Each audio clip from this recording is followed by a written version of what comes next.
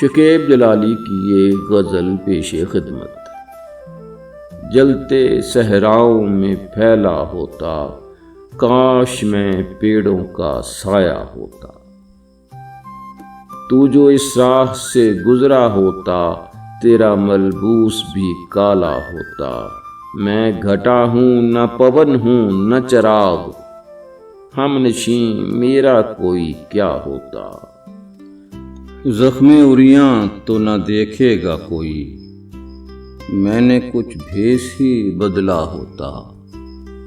क्यों सफीने में छुपाता दरिया, गर तुझे पार उतरना होता। बन में भी साथ गए हैं साए, मैं किसी जा तो अकेला होता। मुझसे शफ़ाफ है सीना किसका, चांद इस झील में उतरा होता। और भी टूट के आती तेरी याद, मैं जो कुछ दिन तुझे भूला होता।